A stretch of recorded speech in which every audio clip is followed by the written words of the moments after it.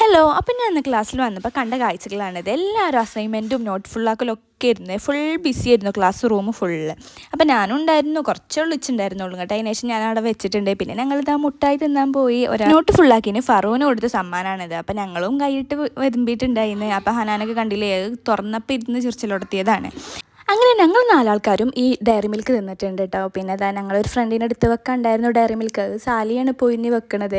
പിന്നെ ഞാനിതാ മൈലാഞ്ചി കൊടുത്തിരുന്നു, സാലിയാൻ്റെ കജ്ജമ്മ മൈലാഞ്ചി ഇടാലോ എന്ന് വിചാരിച്ചിട്ട്. പക്ഷേ ആ കുട്ടി ഒതുങ്ങിയിരിക്കണില്ല. പിന്നെ ഞങ്ങൾ പോന്നപ്പോൾ ഒരു പാമ്പിനെ കണ്ടു, പക്ഷെ ഇപ്പോൾ കാണാനില്ല. അങ്ങനെ ഞങ്ങളെല്ലാവരും 4 വൈക്കായിട്ട് പിരിഞ്ഞിട്ടുണ്ട്. പിന്നെ അതാ ഞാൻ എൻ്റെ വീടിൻ്റെ അവിടെ എത്തിയിട്ടുണ്ട്. കുറച്ച് നടക്കാണ്ടായിരുന്നു, അപ്പോൾ കൊടും വെയിലായിരുന്നു. അപ്പോൾ ഞാനൊരു ടിലോ വാങ്ങി. ആരും ഉണ്ടായിരുന്നില്ല. എൻ്റെ അമ്മനെ ഞാൻ കോളേജിൽ നിന്ന് വിളിച്ചിരുന്നു എന്താ ഫുഡ് എന്നൊക്കെ ചോദിച്ചിട്ട്. അപ്പോൾ ഉമ്മ പറഞ്ഞത് വെറും ചോറും മീനൊക്കെയാണ് എന്നാണ്. പക്ഷെ വന്നപ്പോൾ അത് കണ്ടില്ലേ, ബിരിയാണി ഉണ്ട്. ഞാൻ എപ്പോഴും ഈ പ്ലേറ്റിലാണ് ഫുഡ് കഴിക്കാറ്.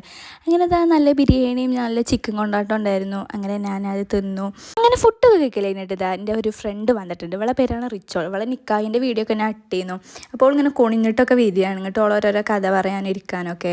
ഇഫും സൈമോളും ഇമ്മച്ചിയും ഒക്കെ വന്നിട്ടുണ്ട് റിച്ചോട് വർത്താനം പറയാൻ വേണ്ടിയിട്ട്. കണ്ടില്ലേ, പിന്നെ ഓളെ ഫോണത്തെ DP ഒക്കെ. അങ്ങനെ ഇതാ ഇമ്മ വെള്ളം കൊടുത്തിട്ടുണ്ട്. അപ്പോൾ വേണ്ടാന്നൊക്കെ പറഞ്ഞ് ചെക്കത്തെ വെള്ളം ഫുള്ള് കാലിയാക്കിക്കണു.